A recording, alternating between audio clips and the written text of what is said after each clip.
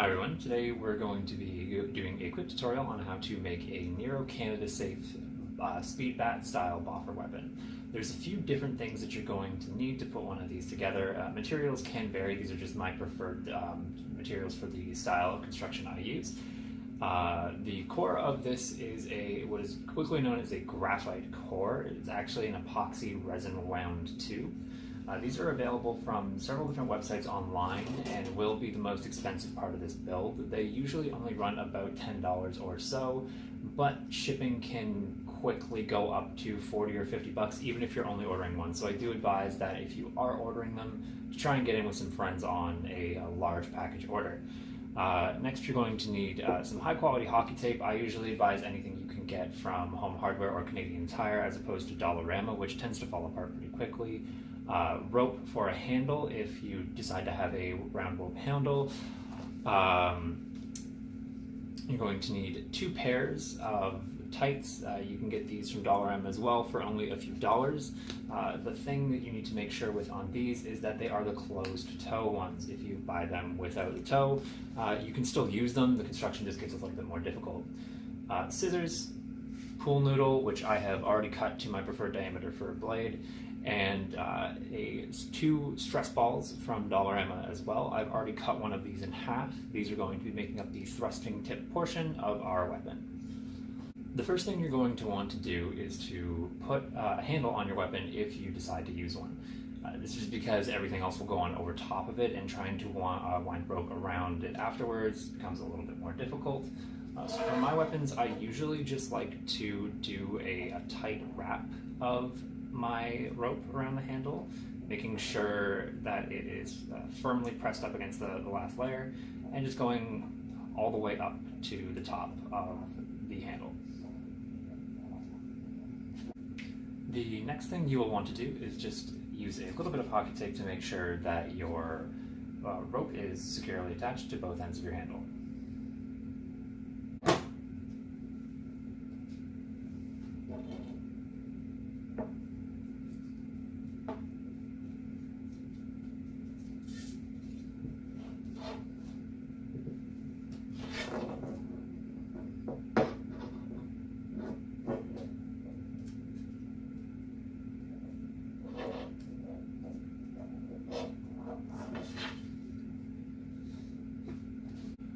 The next thing we're going to be doing is actually attaching the foam to the blade.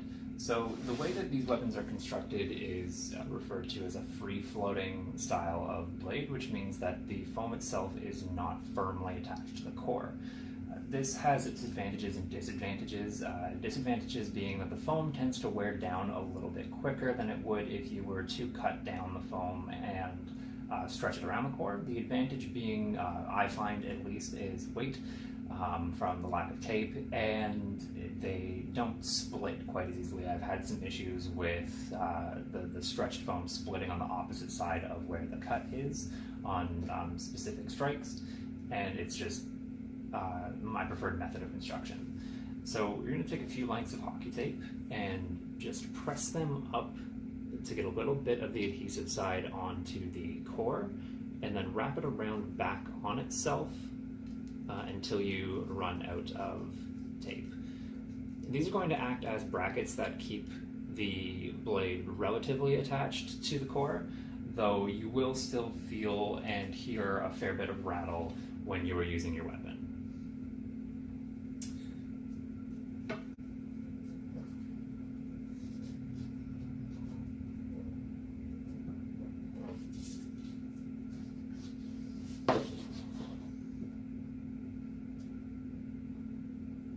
Next up is actually putting the foam on. This is easy enough. I'm just using a pool noodle I got from Dollarama. You can see here that the hole in this noodle is quite a bit bigger than the core, and that is where your rattle is going to come from.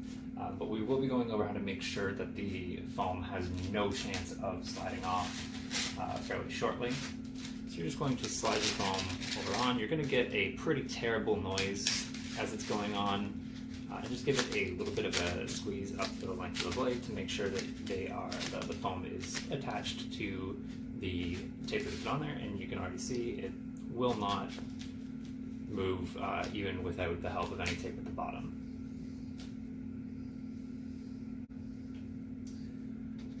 When putting your foam on, you want to make sure that you have about a ½ inch or so of space between the end of your core and the top of the foam. This is just going to help out to make sure that if anything happens to the foam, that you don't just have a protruding core hitting people when you're swinging your sword. Next, we're going to cut just a small taper on the bottom of the foam. This is just going to help make attaching the foam to the handle a little bit easier. It's easy enough to just get a bit of an angle in there. You don't need this to look too clean. It's all going to be covered by tape anyway.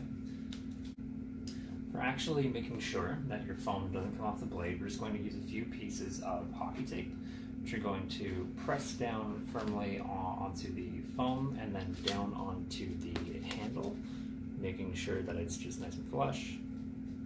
And you're going to do that about 4 times around the entire sword.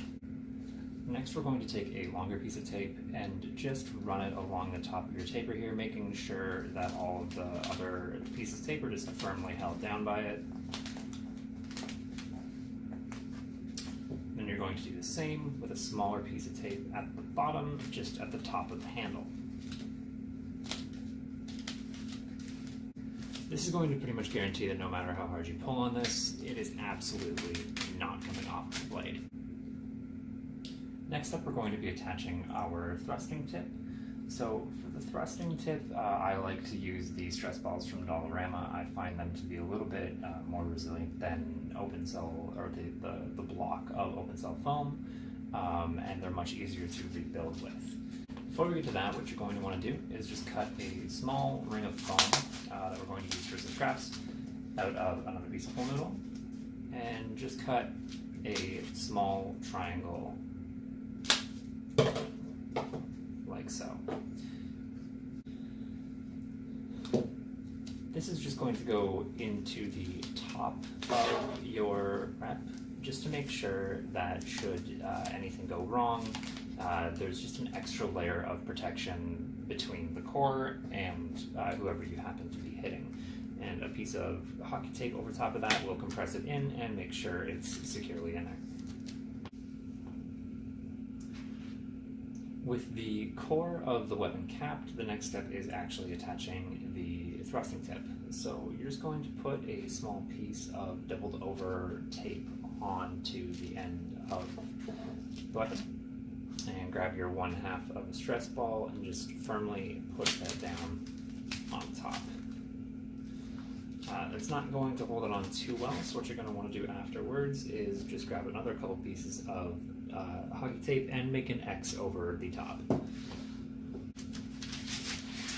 Once your X of hockey tape is done, do similar to what we did with the bottom and just wrap a piece of hockey tape close to the top here, just to make sure that tape's not going anywhere. You want to go around a couple times with this one.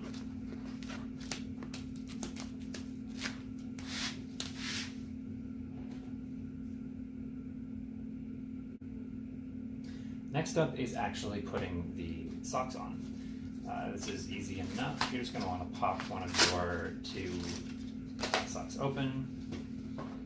These will usually include 1 pair each, which is fine. We want to make sure that we're using both of the legs for the most part.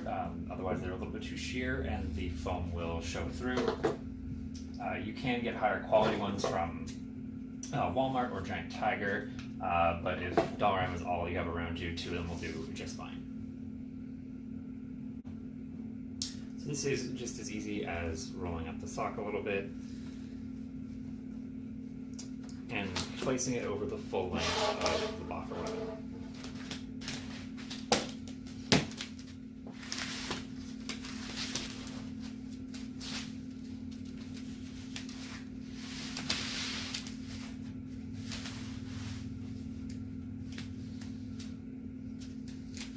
So as you can see with this one, this is a sort of opaque enough type that I'm happy to just put one on. you're going to want to make sure that this is stretched fairly far down, and just put a little loop of tape around the bottom to make sure that that sock doesn't come flying off in the middle of the fight.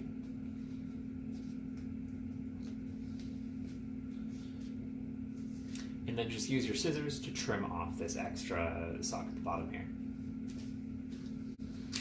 I often also just put another little piece of tape around the trimming just so that it doesn't fray or get annoying or manage to pull itself out or anything like that.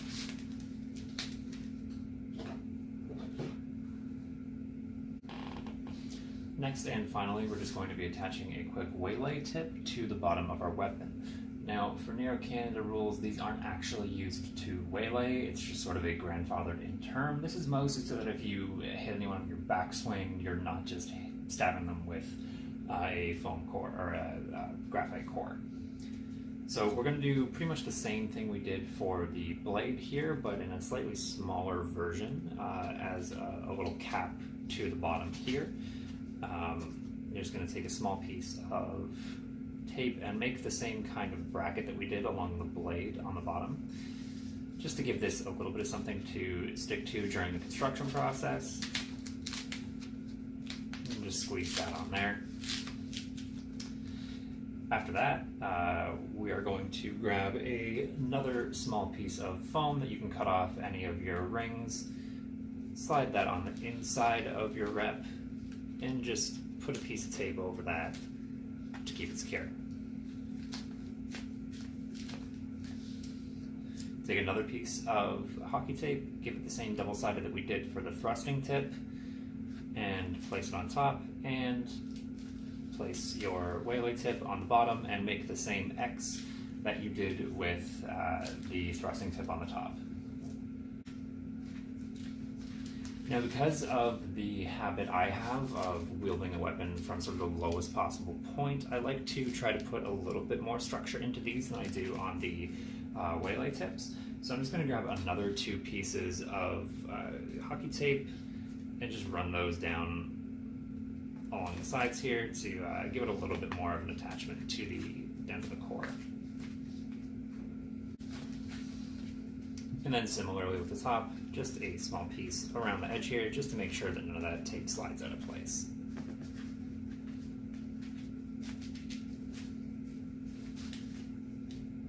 We're going to be grabbing another sock here, and we're going to be cutting this one fairly short as we just want it long enough to cover our waylay tip.